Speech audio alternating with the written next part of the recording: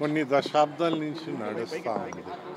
ఏంటంటే మా కుటుంబం విద్యతో ఇది ఉంది కనుక మా అభిమానులు కొందరు, అలాగే మన పార్టీ కార్యకర్తలు కొందరు, నాయకులు కొందరు, వారందరికీ మనం ఒక అలవాటు చేయడానికి ప్రయత్నించాము.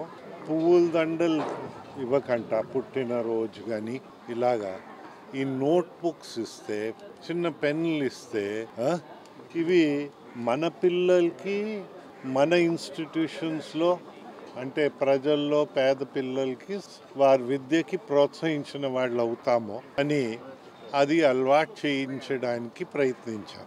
అదే ప్రయత్నము ఇంకా కొనసాగుతూ ఉంది. అయితే ఇక్కడ పిల్లలు చూస్తే ఇంత ముందర ఉన్న ప్రభుత్వాలు ఎవరున్నా, ఏ రాజకీయ పార్టీ ఉన్నా వారు ఏం చేసేవారు, ప్రోత్సహించేవారు, పిల్లలు పెరిగేవారు.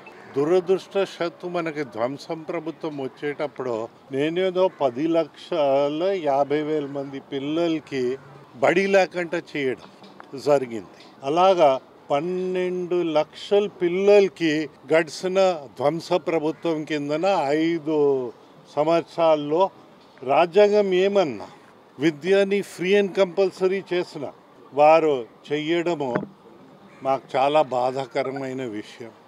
ఆంధ్రప్రదేశ్ రాష్ట్రంలో ఇప్పుడు నిరక్షరాస్యత అన్ని రాష్ట్రాల కంటే వెనకైపోయి ఉంది.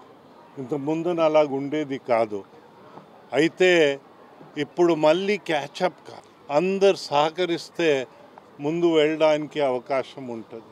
ఈ పుస్తకాలు తీసుకోవడానికి ఎంతైతే ఇది నా ఒకరికి అయ్యేది కాదు, నా అభిమానులు అందరూ ఇచ్చిన పుస్తకాలు వారిలో కొందరైనా వచ్చి ఇక్కడ డిస్ట్రిబ్యూట్ చేసినందుకు వారిని కూడా మా ధన్యవాదాలు తెలుపుకుంటూ, అయితే 650 పిల్లలు అనుకుంటాను ఈరోజు పుస్తకాలు ఇస్తున్నారు. కొందరు ఇక్కడ పరీక్షల్లో ఉన్నారు కనుక వారికి హెడ్ మాస్టర్ గారు మళ్ళీ తర్వాత ఇప్పించుతారని నేను వారిని కోరాను, వారు ఇస్తారన్నారు. కొందరు పిల్లలకి 17వ తేదీ వారికి పరీక్ష అవుతుంది, అందుకోసం ఆ పిల్లలకి హాల్ టికెట్స్ కూడా నన్ను గౌరవించినందుకు, వారికి హాల్ టికెట్స్ అందించడానికి అవకాశం ఇచ్చినందుకు వారికి కూడా నా ధన్యవాదాలు తెలుపుకుంటా ఉన్నాను.